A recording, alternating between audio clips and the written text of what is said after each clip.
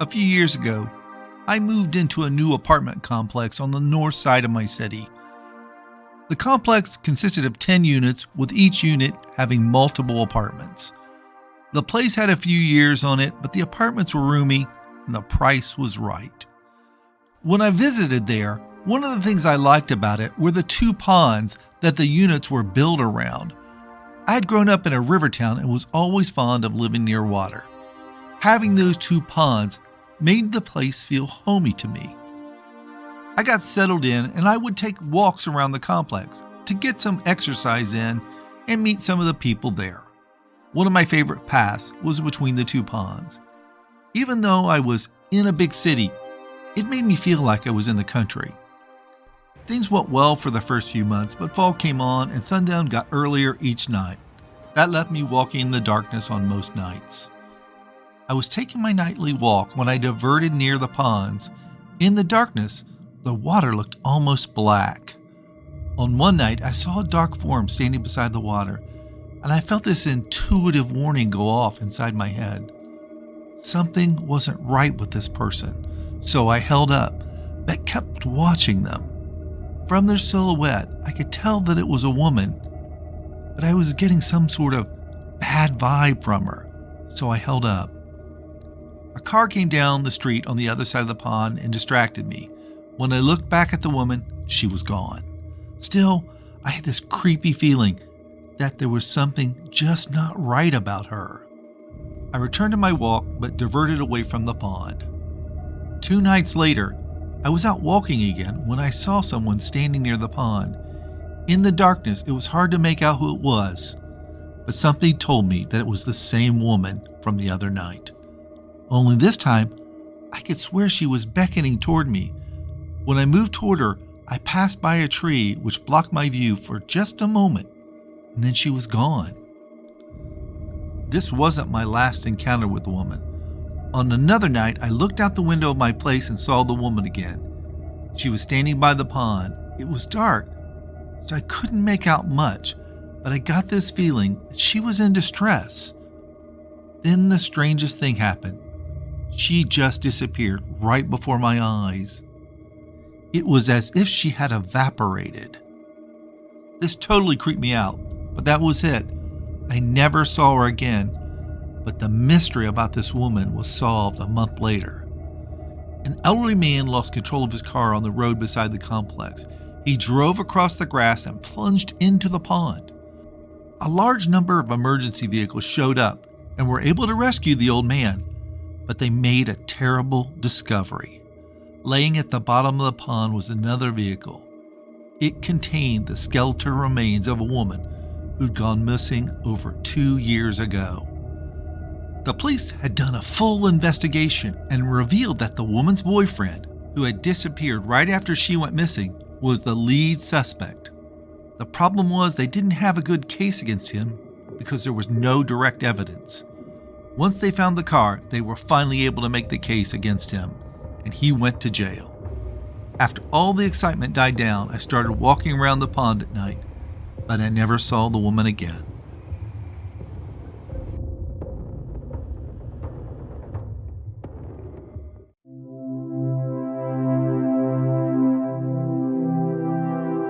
When I was a kid, my family went to this old country church. It was well outside the city where my dad worked, but his family had gone there for years, so we just did. The church was old and the congregation had really thinned out over the years as more and more people migrated away from the community.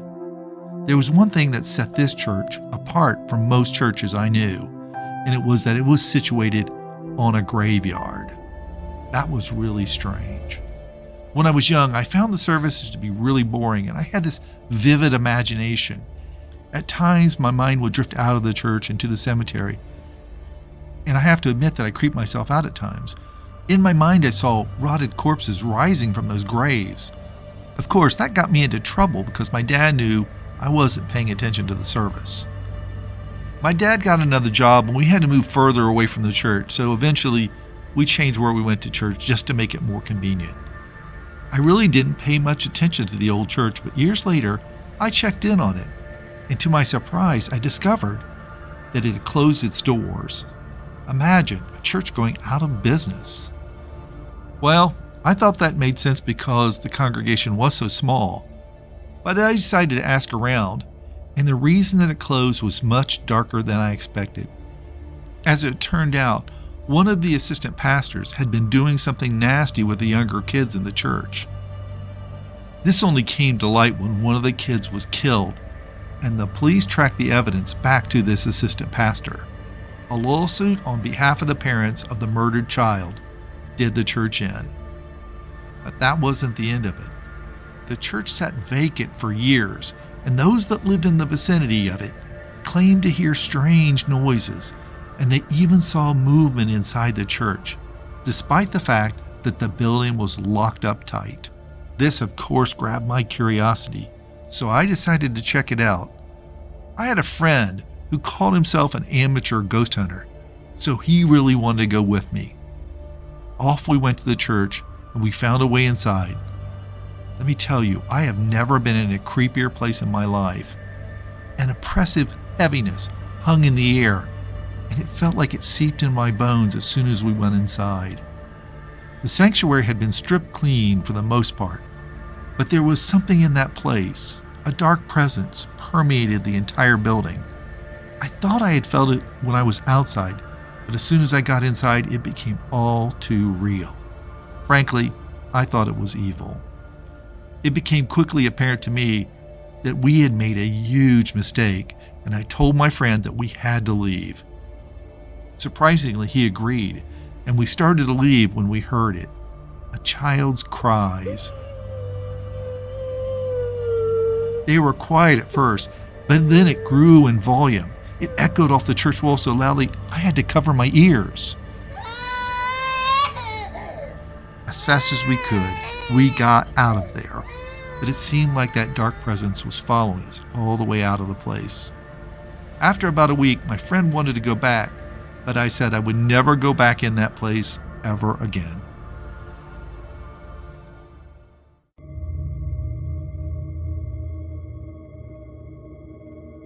Just after I got married, we bought what I call a project house. It's because we wanted a challenge to work on together. After we moved in, we discovered we were not alone in the house. Not too soon after our wedding, we decided we both were interested in tackling a big project together, something we could bond together on. So we bought a fixer-upper requiring a major renovation. It was a very old home with lots of historic features such as fireplaces and many rooms and wonderful woodwork.